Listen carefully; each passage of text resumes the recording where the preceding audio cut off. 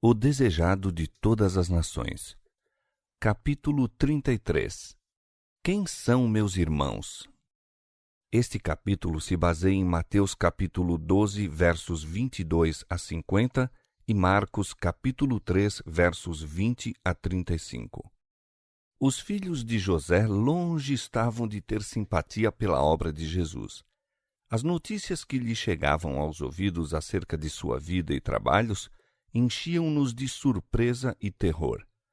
Ouviram que dedicava noites inteiras à oração, que durante o dia era oprimido por grande quantidade de gente e não se permitia sequer o tempo necessário para comer. Os amigos achavam que se estava consumindo por seu incessante labor. Não podiam explicar a atitude que tinha para com os fariseus, e alguns havia que receavam pelo equilíbrio de sua razão. Isso chegou aos ouvidos de seus irmãos, bem como a acusação dos fariseus de que ele expulsava demônios pelo poder de Satanás. Sentiram vivamente a vergonha que lhes sobrevinha devido a seu parentesco com Jesus. Sabiam que tumulto suas palavras e obras ocasionavam, e não somente se alarmavam com as ousadas declarações dele, mas ficavam indignados com a acusação que fazia aos escribas e fariseus. Resolveram persuadi-lo ou constrangê-lo a deixar esse método de trabalhar e induziram Maria a unir-se a eles, pensando que, em vista de seu amor por ela, poderia conseguir levá-lo a maior prudência. Fora justamente antes disso que Jesus operara pela segunda vez o milagre de curar um possesso, cego e mudo, e os fariseus haviam renovado a acusação: ele expulsa os demônios pelo príncipe dos demônios. Mateus 9:34. Cristo disse-lhes positivamente que, em atribuir a obra do Espírito Santo a Satanás, estavam se separando da fonte de bênçãos.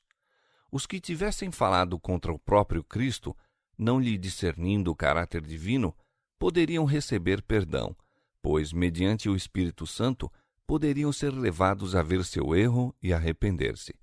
Seja qual for o pecado, se a alma se arrepende e crê, a culpa é lavada no sangue de Cristo.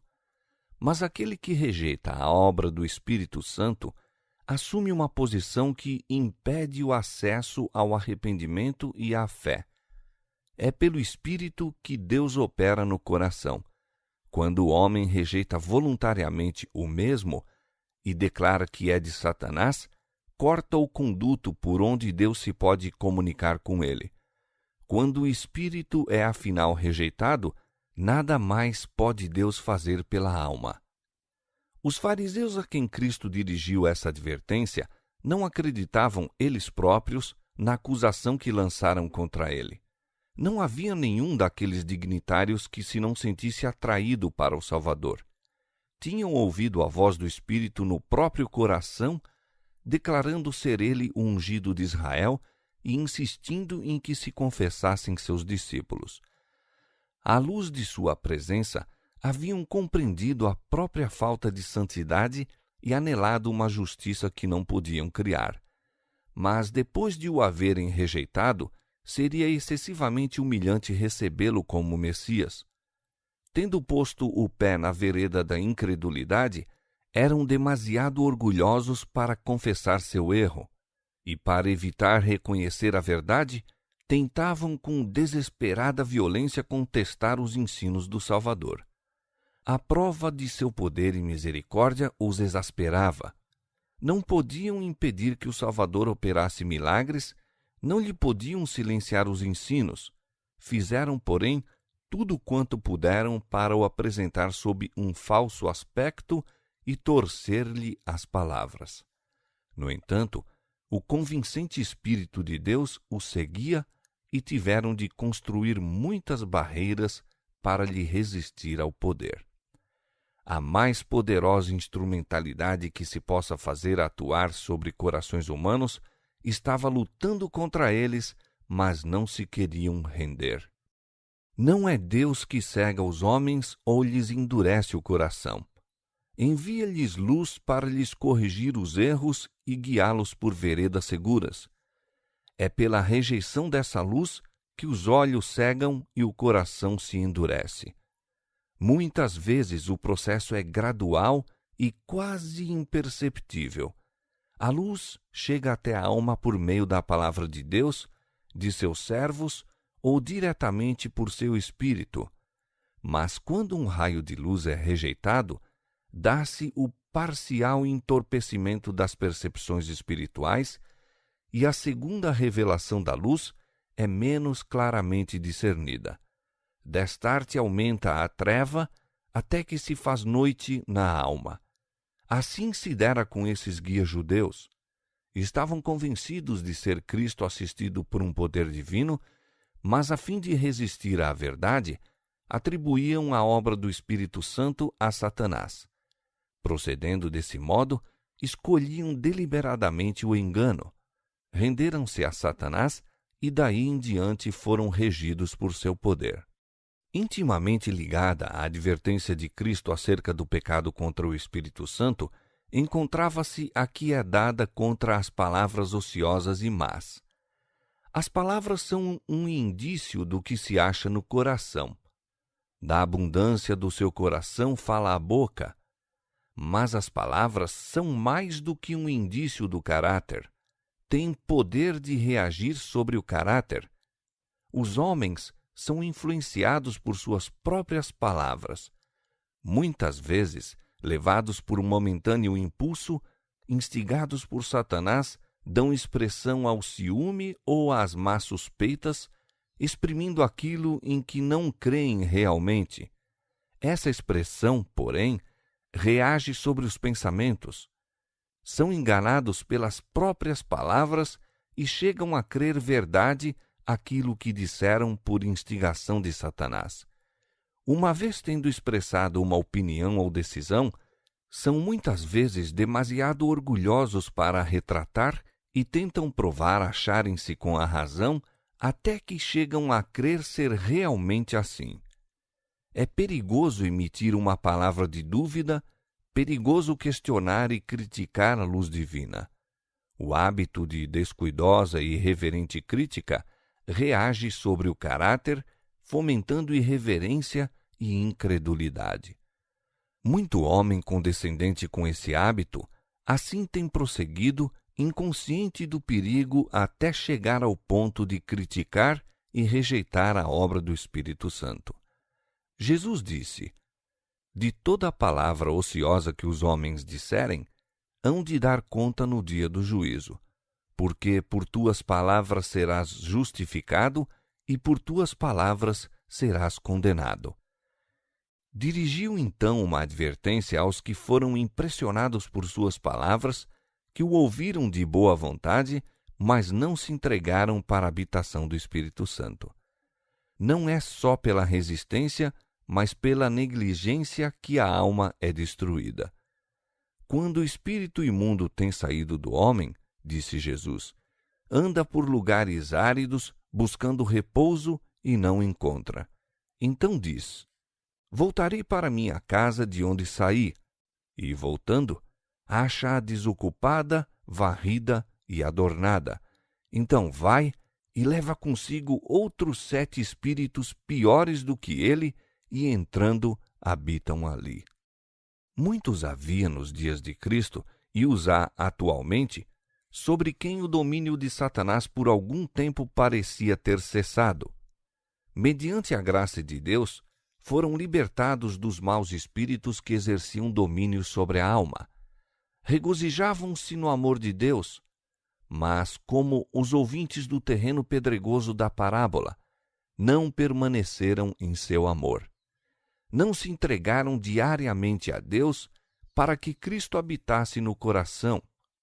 E quando o mau espírito voltou, com outros 7 espíritos piores do que ele, foram inteiramente dominados pelo poder do mal.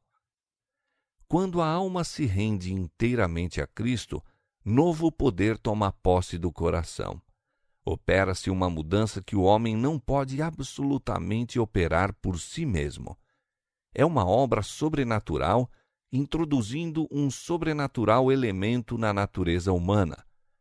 A alma que se rende a Cristo torna-se sua fortaleza, mantida por ele num revoltoso mundo, e é seu desígnio que nenhuma autoridade seja aí conhecida, senão a sua. Uma alma assim guardada pelos seres celestes é inexpugnável aos assaltos de Satanás. Mas, a menos que nos entreguemos ao domínio de Cristo, seremos governados pelo maligno. Temos inevitavelmente de estar sob o domínio de um ou de outro dos dois grandes poderes em conflito pela supremacia do mundo. Não é necessário que escolhamos deliberadamente o serviço do reino das trevas para cair-lhe sob o poder. Basta negligenciarmos fazer aliança com o reino da luz. Se não cooperarmos com os instrumentos celestes, Satanás tomará posse do coração e torná-lo-á morada sua. A única defesa contra o mal é Cristo habitar no coração mediante a fé em sua justiça. A menos que nos unamos vitalmente a Deus, nunca poderemos resistir aos não santificados efeitos do amor próprio, da condescendência com nós mesmos e da tentação para pecar. Podemos deixar muitos hábitos maus, podemos por tempo separar-nos de Satanás, mas, sem uma ligação vital com Deus, pela entrega de nós mesmos a Ele, momento a momento, seremos vencidos. Sem conhecimento pessoal com Cristo e constante comunhão, achamo-nos à mercê do inimigo e havemos, afinal, de fazer-lhe a vontade. E o último estado desse homem é pior do que o primeiro. Assim, disse Jesus, acontecerá também a esta geração má. Ninguém há tão endurecido como os que desdenharam o convite da misericórdia e menosprezaram o Espírito da graça. A mais comum manifestação do pecado contra o Espírito Santo é o desprezar persistentemente o convite do céu para se arrepender. Todo passo na rejeição de Cristo é um passo no sentido de rejeitar a salvação e para o pecado contra o Espírito Santo. Rejeitando a Cristo, o povo judeu cometeu o pecado imperdoável e, recusando o convite da misericórdia, podemos cometer o mesmo erro. Insultamos o príncipe da vida e o expomos à vergonha perante a sinagoga de Satanás e em face do universo celeste, quando recusamos ouvir-lhe os mensageiros, dando, em vez disso, atenção aos instrumentos de Satanás que querem arrebatar de Cristo a alma. Enquanto uma pessoa fizer isso, não pode achar esperança de perdão, perdendo por fim todo o desejo de se reconciliar com Deus. Enquanto Jesus estava ainda ensinando o povo, os discípulos trouxeram a notícia de que sua mãe e seus irmãos estavam fora e desejavam vê-lo. Sabia o que lhes ia no coração e, respondendo, disse ao que lhe falara: Quem é minha mãe? E quem são meus irmãos? E, estendendo a sua mão para os seus discípulos, disse: Eis aqui minha mãe e meus irmãos. Porque qualquer um que fizer a vontade de meu Pai que está nos céus, este é meu irmão e irmã e mãe. Todos os que recebessem a Cristo pela fé, estar-lhe-iam ligados por um laço mais íntimo que os de parentesco humano. Tornar-se-iam um com ele, como ele era um com o Pai. Crendo em suas palavras e praticando-as, sua mãe lhe estava mais próxima e salvadoramente ligada do que por meio do parentesco natural. Seus irmãos não receberiam nenhum benefício de sua relação com ele, a menos que o aceitassem como Salvador pessoal. Que apoio teria Cristo encontrado em seus parentes terrestres, houvessem eles crido nele como enviado do céu e com ele cooperado na obra de Deus? Sua incredulidade lançou uma sombra sobre a vida terrena de Jesus. Foi uma parte da amargura daquele cálice de aflição que esgotou por nós. A inimizade ateada no coração humano contra o Evangelho experimentou-a vivamente o Filho de Deus e foi-lhe mais penosa no próprio lar, pois tinha o coração cheio de bondade e amor e apreciava a terna consideração nas relações de família. Seus irmãos desejavam que cedesse às ideias deles, quando esse proceder teria estado inteiramente em desarmonia com sua divina missão. Achavam que ele necessitava de seus conselhos. Julgavam-no sob seu ponto de vista humano e pensavam que, se falasse apenas coisas aceitáveis aos escribas e fariseus, evitaria a desagradável controvérsia que suas palavras suscitavam. Consideravam, de sua parte, uma exorbitância pretender divina autoridade e colocar-se perante os rabis como reprovador de seus pecados. Sabiam que os fariseus estavam buscando ocasião de o acusar e achavam que lhes dera suficiente ocasião. Com o limitado alcance, não podiam calcular a missão que viera cumprir e, portanto, não eram capazes de simpatizar com ele em suas provações. Suas palavras rudes, destituídas de apreço, mostravam que não tinham a verdadeira percepção de seu caráter e não discerniam que o divino se confundia com o humano. Viam-no frequentemente cheio de pesar, mas, em vez de o confortar, seu espírito e palavras apenas lhe magoavam o coração. Sua natureza sensível era torturada, mal entendidos os motivos que o impeliam, mal compreendida a sua obra. Seus irmãos apresentavam muitas vezes a filosofia dos fariseus, batida e mofada pelo tempo, e ousavam pensar que podiam ensinar àquele que compreendia toda a verdade e entendia todos os mistérios. Condenavam francamente o que não podiam compreender. Suas censuras eram-lhe vivas reprovações, e sua alma consumia-se e enchia-se de aflição. Professavam fé em Deus e o julgavam estar reivindicando quando o tinham ao próprio lado em carne e não o conheciam. Estas coisas tornaram espinhosa a vereda que Jesus devia trilhar. Tão penosos lhe eram os mal-entendidos no próprio lar, que experimentou alívio em ir para onde os mesmos não existiam. Um lar havia que ele gostava de visitar, o de Lázaro, Maria e Marta, pois na atmosfera de fé e amor seu espírito tinha repouso. Ninguém, entretanto, havia no mundo capaz de compreender-lhe a divina missão ou saber a responsabilidade que sobre ele pesava pelo bem da humanidade. Muitas vezes, só, podia encontrar lenitivo em isolar-se e comungar com seu Pai Celestial. Os que são chamados a sofrer por amor de Cristo, que têm de suportar injustos conceitos e desconfianças, mesmo no próprio seio da família, podem encontrar conforto no pensamento de haver Jesus sofrido o mesmo. Ele é tocado de compaixão por eles, convida-os a serem seus companheiros e a buscar alívio onde ele próprio o encontrava, na comunhão com o Pai. Os que aceitam a Cristo como seu Salvador pessoal não são deixados órfãos, suportando sozinhos as provações da vida. Ele os recebe como membros da família celeste.